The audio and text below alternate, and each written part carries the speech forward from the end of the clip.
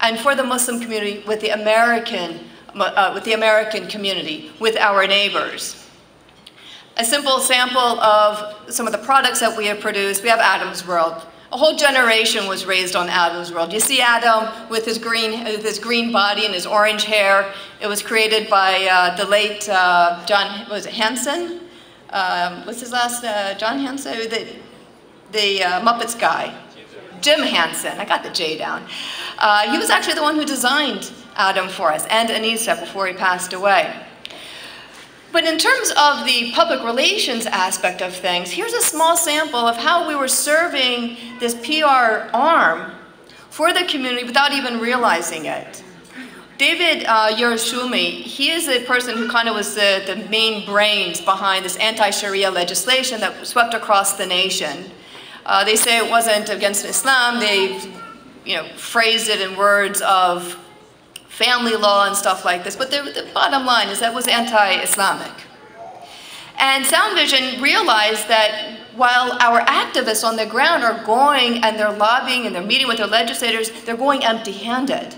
So while it's good to paint a face of who their constituents are for the legislators, they need to be left with something in their hand to look at. And so we really quickly pulled our team together and created these 3 pamphlets, gave them out to 3,000 masajid. We gave them to our interfaith partners. These were spread to the media, to government, and to lawmakers. And sure enough, it was used. The first one was about the Sharia that Muslim Americans live, to paint a face, to be more than that 1 or 2 person who comes into the office and talks to the legislator. This is how it applies to all of us, written by us, telling our story, our narrative of what it means to be Muslim applying Sharia. It talked about the Prophet Muhammad, peace and blessings be upon him, being honored by our Supreme Court in the 1930s. And if you go to the building, you'll see it's still standing there, that honoring our Prophet Muhammad sallallahu alaihi wasallam is one of the world's greatest lawgivers. SubhanAllah. Islam isn't very far away from the roots of this country. And of course, we also included a pamphlet on religious laws and the freedom of religion in the United States as it applies to 2 other faith traditions as well as Islam, to say this is nothing new. We already do this for the Jews, and we already do this for the Catholics and their canons of law. So we're not asking for anything more, and we're definitely not a threat. So we have the content and products that Sound Vision produces. We have Adam's World and then the other items as well. We have Islamic nasheeds, documentaries, and so forth. We also have 5,000 programs that we've distributed, 2 million consumers around the world. We're having an impact.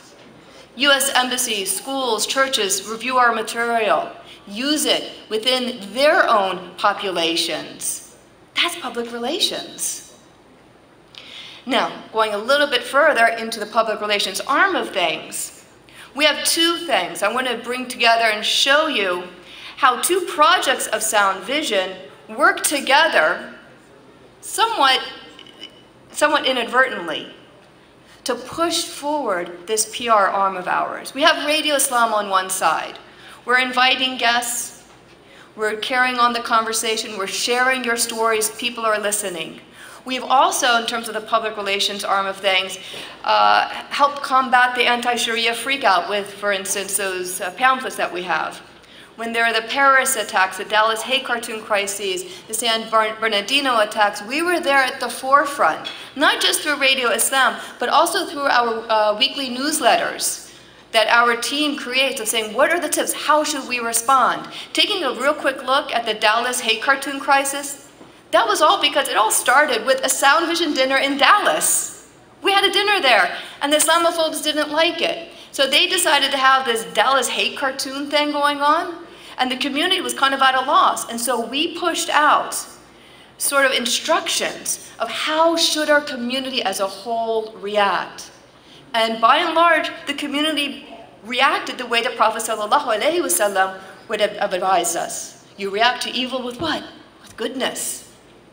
And that's what they did, except for 2 bozos who ruined it. They didn't get the email, I guess. They weren't on our e-listserv. I don't know. But that's all it took were 2 to ruin it. For the good behavior and the good reaction of an entire community. Dallas does not have a small community. Now let's take a quick look at the Burma Task Force. This is similar to the Bosnia one, in which we're out there at the forefront. This came, the idea of the task force actually came from the success of the Bosnia task force, the Kosovo task force, and then there are other arms in which we're reaching out to, working with and collaborating on, ranging from the Parliament of the World's Religions down to different congressional caucuses. So let's take a look at Radio Islam and the Burma Task Force. This is really, really cool how this worked together. Way back in the day, we had the privilege of interviewing Marie McGuire. She's right next to Desmond Tutu. She's a big advocate of the Palestine issue, what's going on there. She got the Nobel laureate for the peace that she brought in Ireland, but now her focus is, of course, with Palestine. I had attended, on behalf of Radio Islam, in Dallas, an international Women's Peace Conference. And at the conference, they had a press conference. And I was there with my Radio Islam badge. And I asked Jody Williams, who's the one next to Marie, I asked her a poignant question about Islamophobia and when are the Nobel laureates going to stand up for the new kid on the block who's victims of discrimination, or is there something that we're not doing? SubhanAllah, right afterwards she made a beeline to me and gave me her business card, completely unexpected. She said, we have to work together. And since then we had worked with the Nobel laureates, not just being on our program, but we brought them into the Burma Task Force. We reached out to Harvard, say, hey, what's going on in Burma? It needs to be declared genocide. We went to the London School of Economics. What's going on in Burma needs to be declared a genocide. Now that's not easy to pull. That has legal implications. But then we took it one step further and we approached the Nobel Institute. And we leveraged those connections that we had cultivated through Radio Islam. All started with one simple interview, wanting to interview an activist regarding Palestine. And we got 7 Nobel laureates to stand in unison and to sign a declaration saying that what's going on in Bosnia is genocide. That's power and that's public relations. And we can use that tool now to move forward in bringing justice to that area. Another example of how Radio Islam works with the other projects of sound vision in the PR context. The Parliament of the World's Religions is a 120-year-old interfaith institution. It started way back with the Chicago World's Fair in the 1800s, and they're the first ones to coin the term interfaith. Their leadership had the opportunity, they faced the opportunity of finding a new chairman of the Board of Trustees, the governing body. They approached Brother Malik. They said, hey, we heard on Radio Islam the stories that you're telling, and we need America to hear that voice. And they invited him to take on the leadership, and he embraced it. And when the picture that you see there was the successful event that happened under his leadership, gathering 10,000 people from all over the world in the name of interfaith cooperation, collaboration, and action. And Sound Vision was right there. That's how these things work. Thank you, thank you.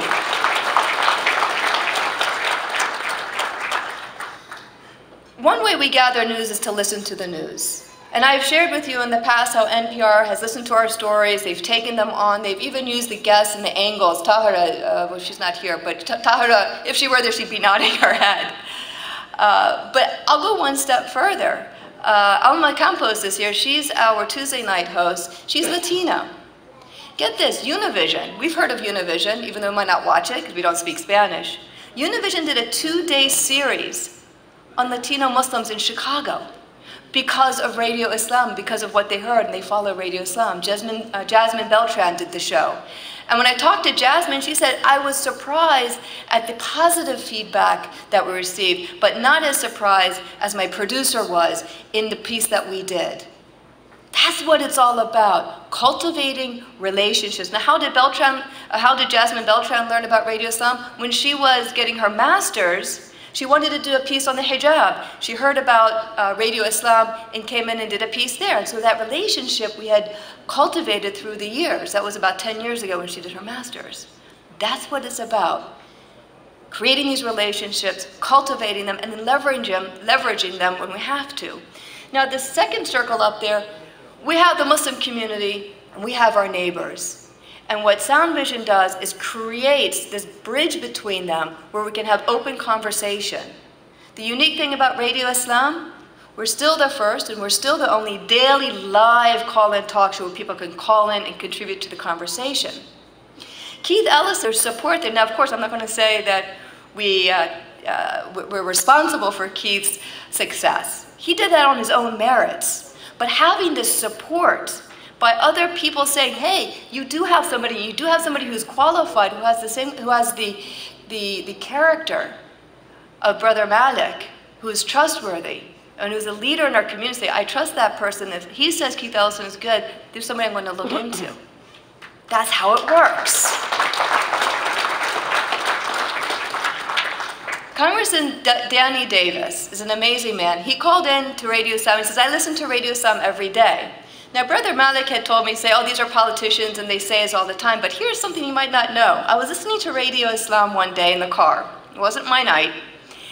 And it was a time when Congressman was running for the Cook County president position against Todd Stroger. And we were actually interviewing Todd Stroger. And the congressman called in. And I asked our producer, I said, did you reach out to his camp? Like, no, I couldn't get through. So he was actually listening. And he said that I was listening in, and I wanted to say what I had to say. The two candidates were actually on the air at the same time. One of them who was not formally invited, and the other one who was. So people are listening to us, they're listening to our stories, and they're interested in what we're doing. Marie McGuire had come here and she had spoken to us as a Nobel laureate. And then, of course, here we are on the air, sharing our stories, our perspectives, our successes, our challenges. Now, the Masajid, we're blessed. They feed us our spiritual thirst and hunger. They're there for us for our salah and so forth. CARE, MPAC, Muslim advocates, they're there taking care of our civil rights needs. ISNA, ICNA, mosque cares, they gather us together. But it's Sound Vision that does the PR for the Muslim community. It is Sound Vision that's the one that responds as, hey, we need brochures, we're going to go ahead and give you the brochures. You need the connections, we're going to build those connections, we're going to cultivate those relationships, and we're going to get the job done. This, my friends, is the antidote to Islamophobia.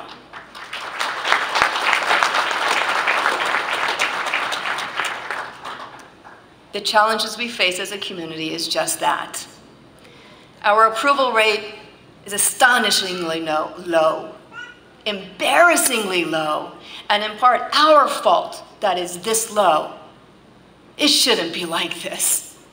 And the first ones I think of are our children. Who's familiar with this young Somali boy, an 8-year-old? It took 3 weeks before the mainstream media picked up his story. He asked his teacher, may I go to the washroom? And his teacher said, sure. This was in Louisville, Kentucky. He didn't come back in a reasonable time, so the teacher did the right thing.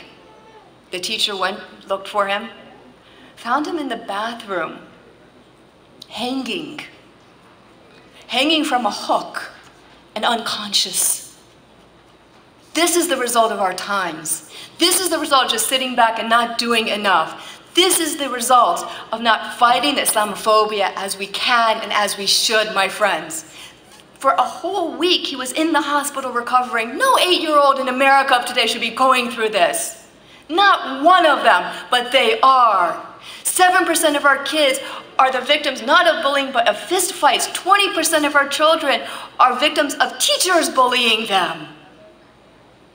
Not in today's world. We have the responsibility to change this. 50% of Muslim physicians are reporting challenges in just treating their patients because they are Muslim. People don't see a doctor anymore in a white coat. They'll see a hijabi and think terrorist. They'll see a Muslim name and think somebody who will want to harm me. That is not who we are. 54% of resumes now, you get it out there with some kind of Muslim ID, don't expect a phone call. But we have to change this. Allah is expecting you to change it. He's going to say on the day of judgment, what did you do? I'll leave that between you and your Creator. But the antidote is in this room. In the last 6 years, We've had 175 attacks on mosques. This one is in Missouri. Alhamdulillah, it was rebuilt, and it was rebuilt with the community's help. That comes from interaction and cultivating relationships. We are facing, the reality is, a $160 million war room chest. $160 million. So when are we going to face off Fox? Fox started small. We're starting. And sure, we're starting small. But we can still do it if you're driven enough. If that 8-year-old boy doesn't drive you, if that mosque burned down doesn't drive you, I don't know what will. But that antidote to Islamophobia is here. These are the faces of the hate mongers. The one on the left, those, what, 5, 6? Down on the bottom corner, those are the activists of it, and up above them are the validators. But I see in this room, our war room, in the most peaceful of ways, in the most righteous of ways, correcting that imbalance and making only 18% of our fellow Americans having an unfavorable view of Islam, because we've taken control of this problem. And now I'm going to introduce Brother Malik to come up.